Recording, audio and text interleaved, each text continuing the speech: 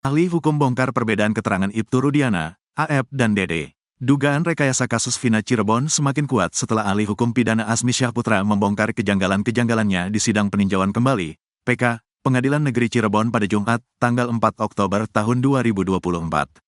Salah satunya, terkait kesaksian Ibtu Rudiana, AF Rudiansyah dan Dede Riswanto yang sebelumnya menjadi kunci kasus Vina Cirebon. Hasil analisis yang dilakukan ahli hukum pidana, Azmi Syahputra dalam putusan lengkap terpidana, terungkap ada keterangan yang tidak sinkron antara AF, Dede dan Ibtu Rudiana. Diterangkan Azmi, dari putusan terungkap, yang paling aktif adalah Ibtu Rudiana karena dia yang bergerak mencari informasi kasus ini pada tanggal 31 Agustus tahun 2016 sejak pukul 10 waktu Indonesia Barat. Pada pukul 14 Ibtu Rudiana bertemu dengan AF dan Dede di showroom. 2 jam kemudian, dia mendapat telepon dari AF tentang keberadaan para terpidana. Setelah itu, dia lakukan tindakan-tindakan hingga akhirnya membuat laporan polisi pukul 18 waktu Indonesia Barat. Anehnya dalam berkas perkara yang mengkomunikasikan adalah AF.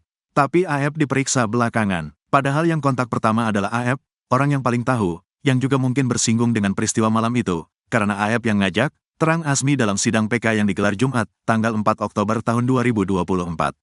Dalam keterangannya, AF dan juga mengungkap data berbeda mengenai jumlah gerombolan pemuda yang dilihat di malam kejadian.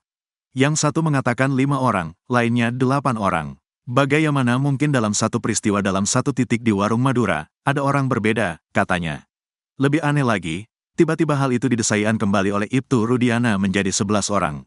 How come? Bagaimana bisa? Sedangkan dia tidak melihat kejadian tersebut, di sini dilihat by design perkara ini, tegas Azmi. Kejanggalan lain, baik AF dan Dede memberikan keterangan berbeda terkait jumlah motor di lokasi kejadian. Ada yang mengatakan 5, 1 hingga 8 motor. Dan anehnya, jaksa dalam surat dakwaan menuliskan ada kendaraan Vario yang tidak disebutkan oleh saksi, AF, Dede dan lainnya. Dari mana diangkat itu yang mulia? Tidak ada satu keterangan. Betapa tidak teliti dan cermatnya, kritik Azmi. Azmi juga melihat kejanggalan di putusan Pengadilan Tinggi, PT, di mana dalam pertimbangannya menulis berdasarkan surat Kejaksaan Kota Bekasi, bukan Kejaksaan Negeri Cirebon. How come Pengadilan Tinggi bisa jebol seperti ini? Seru Azmi. Menanggapi hal ini, mantan Wakapolri Komjen Purn Ogroseno mengaku sejak awal yakin 8 terpidana bukan pelakunya. Makin hari saya mencoba membedah sendiri kasus ini. Ke-8 terpidana bukan pelaku, karena alat bukti tidak didukung scientific crime investigation, ungkapnya dikutip dari tayangan Nusantara TV pada Jumat, tanggal 4 Oktober tahun 2024. Menurut Ugro, berbeda kalau 8 ini terpidana, maka ada hal-hal yang memberatkan yang membuat mereka mengajukan PK.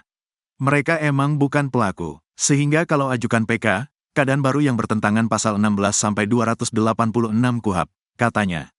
Dikatakan, di kasus ini ada pelanggaran 270 pasal di KUHP. Salah satunya mengenai laporan polisi yang dibuat Ibtu Rudiana dengan modal B tanggal 31 Agustus tahun 2016. Itu benar-benar melanggar etika polisi.